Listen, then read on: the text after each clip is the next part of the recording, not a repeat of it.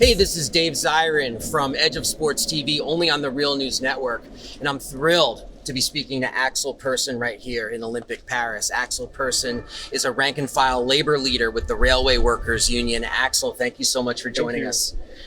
First things first, Axel, I was hoping you could share with our audience a story that hasn't gotten a lot of attention, and that's how the workers of Paris were able to pressure, or the workers of France, I should say, were able to pressure the government for concessions in the lead up to the Olympics. Can you speak about that? Yeah, for example, in my industry specifically, unfortunately, this cannot apply to all industries, to be fair, but in my industries and others, for example, as in transport industry and the railway industry, we managed to force through a deal saying very simply and putting a very simple message saying that if you don't give in to our demands in a satisfactory manner, there will be no Olympics. Because as in any of these events can only happen if workers make them possible, whether it be transport workers, hotel workers, restaurant workers, all the workers who make the city, who run the city basically, who make it a livable place. If we're not here to do the work, there can be no such a thing as these events. And so we said we have demands, and if you don't cave into them, we will strike at these occasions. So in industries such as mine, for example, the railway industry, already back in April, after several 24-hour strikes that paralyzed the network, we managed to force through a deal that gave back not all of the ground we have lost, but that, for example, allowed me and my colleagues to retire earlier, despite the fact that the government has forced through a pension reform in 2023. To make things a bit understandable for the wider audience, I, for example, in my personal situation, will be able to retire at 53 with a full pension. Our demand being 50, so we haven't gotten there yet, but we've gotten closer. And we've also managed to secure a deal after a few strikes that basically doubles our pay during the Olympics period, which we found not necessarily satisfactory in the terms that we thought that more people should have been covered by the deal, but quite a lot of the transport workers in Paris are covered by the deal, and that so we have benefited from raises in the wages. But the gist is, and the lesson to be taught is that in order to force through your demands, you have to wield your industrial muscles and strike, threaten or strike, put good on your threat when you do it, because without our labor, nothing can be done. And we can't, and they have no choice but to give in to our demands, because they can only comment on society, they can only give their opinion, but without our labor, nothing can be done. That is not the case of our enemies who rule the society. They're the real parasites, not us. Yeah. Also, because you work for the Railway Workers Union, I do need to ask you about what happened before the Olympics. If you had any thoughts about that, the sabotage that took place on the train lines that prevented thousands of people from coming into Paris, a story that has seemed to be wiped off the front pages in the whole fever around the Olympics here. Yeah, for the opening ceremony of the Olympics last Friday, so on the 26th of July, if I remember correctly, there was this organized, coordinated sabotage that took place at 4 different places on the territory, very far away from each other, where groups of people basically arsoned installations that are vital for the railway network, and which led to major disruptions. Out of these 4 attacks, 1 was thwarted in the sense that there were colleagues, railway workers who were doing maintenance work, spotted these people, and when they saw them, these people fled, the perpetrators fled. As things stand now, the disruptions were minimized by the fact that for once, we were not understaffed because of the Olympics, so the disruptions were important, but were managed to be resolved and treated actually quite quickly by industrial standards. Within the day after, things are starting getting back to normal, which is actually quite a feat given the spread of the damage that had been done. But nobody knows exactly who did this. There are many people and forces speculating on who did this. It could, of course, the right is pointing towards what they call the ultra-left, but no group has claimed the attack. There's been an anonymous group that had expressed support for the attack but has not claimed it.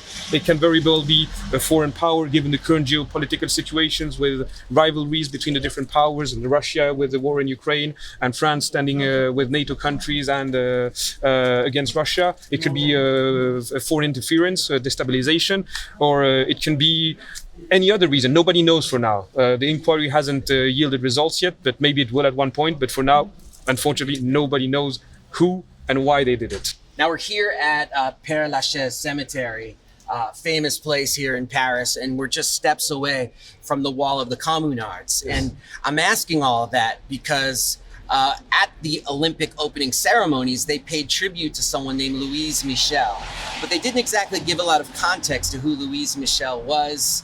I was hoping perhaps you could. Yeah, so Louise Michelle is a very famous political figure in France. She's a woman and a teacher who was a leader of the Paris Commune, one of the many leaders of the Paris Commune. And the Paris Commune in itself is widely acknowledged to be the first worker state. It was very, very short-lived because it arose and was born in a very peculiar context in France, in Paris actually, in 1871. And it was a consequence of an uprising of the French working class in Paris that seized power, kicked out the ruling class of Paris, and administered the city in an autonomous fashion and instituted workers' democracy, direct democracy, voting rights for all the workers, even immigrants, because they said nationality doesn't matter. What matters if you're a worker or not. Forbid the child labor, forbid the prostitution, and heralded a lot of the social rights the working class didn't benefit from today. It was very short-lived in the sense that it was completely crushed, very violently so, by the newborn Third French Republic that arose after the Second Empire led by Napoleon III, and it was crushed almost in a genocidal fashion. Some people qualified as a genocide, some qualified as a massacre, but that's pretty irrelevant. It was a massacre which ended up in 15,000 to 50,000, depending on the estimates, of workers being randomly executed in the streets of Paris. And the last stand these commune fighters managed to take was in this cemetery, and in the wall, one of the walls here of the cemetery that we call the Communard Wall, or the Wall of the Federates, both same designs, the same place. And the last one were executed there. So you can still see the bullets where the last one were executed.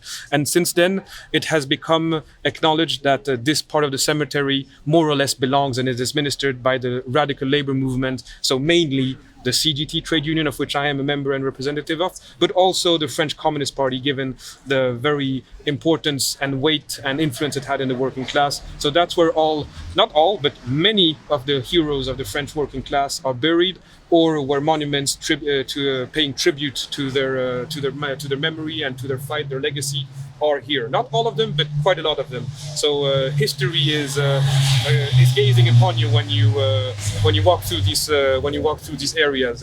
Going back from the Paris Commune to all those who were deported and exterminated by the Nazis, and those who fought for the liberation of the working class, and also from the liberation of Nazism. So I find it a very interesting place, and very often when we have international guests such as you, we insist on taking you to visit it, because it's part of the history that is less taught in history books, and it is only taught by the working class. So that's why we insist on bringing. I know it may sound a bit peculiar, people, when they hear. No, we insist. We have to meet at the cemetery, but there's a reason for it. So the Olympic organizers, just to put a fine point on it, paid tribute in front of a global audience. Exactly. To one of the leaders of the first successful revolutionary workers' state in world history. Exactly. There's also a funny anecdote about this mentioned to you a bit earlier, is that I don't remember if it's a footage or if it's just a picture, but there's an anecdote at least of Lenin, the Russian revolutionary, who danced in the snow in the winter of 1918. And the people ask him, "Comrade Lenin, why are you dancing? Tavarish Lenin, why are you dancing?" And he said, "You didn't notice, but it's been 72 days now since we've seized power, and the Paris Commune lasted for 71 days. So historical purpose has been filled. We managed to last one day longer." So this is also why the Paris Commune, and we actually saw that before, there were Chinese people who came here and took pictures in front of that area. Working class organizations from all over the world, even the US, from Africa, from Asia, from Central Asia, from Iran, everywhere across the world, people from the working class movement come to the cemetery to pay tribute to the heroes of the Paris Commune. Amazing. One last question for you, Axel. 2024 Olympics here in Paris, 2028 in Los Angeles. Exactly. A place with a real labor movement. Yes. You know, there's strong labor movement in Los Angeles by US standards. Yes. I am hoping that perhaps you could give some advice to the labor movement, to the radical workers movement of Los Angeles about what they should do when faced with the Olympic monolith. Well, I'd like to start by giving a very personal shout out and hi to all my friends in the Roofers Union, LA Roofers Union Local 36, because they're in Los Angeles, as the name indicates. And but I know they're not alone, because as you said, Los Angeles has a very strong labor movement by US standards. And what applies in Paris and Los Angeles is pretty much the same. Events such as these will only be made possible if transport workers show up, if those who will build the facilities will do it, if those who will take care of the tourists who come there in the hotels, who will eat at the restaurants, if they show up, the event will be able to happen. If you decide to not do it, if you decide to withdraw your labor, things will not be possible, because we make the wheels of society turn. And so what the advice I would have to give is that use that power. We have the power, we just need the conscience and the awareness that we have that power, and we have to wield it. So put forth your legitimate demands. I'm not saying you have to wait until the Olympics of 2028, because of course if you have an opportunity to do it now, you have to do it now. But when the time comes, use it as leverage to bring forth and force them to give in to your demands, whether it be over wages, over public services, any demands you have. It will be an occasion to turn this into an opportunity for the working class to rise up and set forth their demands. And I think the most important is that the working class wins their own medals, and those medals are measured by other standards than those of the capitalist state. It's measured in terms of workers' rights, wages, pensions, and just the right to live in a dignified manner out of the fruit of our labor. That's what I would have to say. Wow. So, hey, Los Angeles, go for that gold medal in striking. Exactly. What do you think? Okay. I would agree completely to that. Like, vive la grève, as they say in French, which means long live to the strikes. Axel Persson, thanks so much for joining us. Well, thank you for being here. It was a pleasure.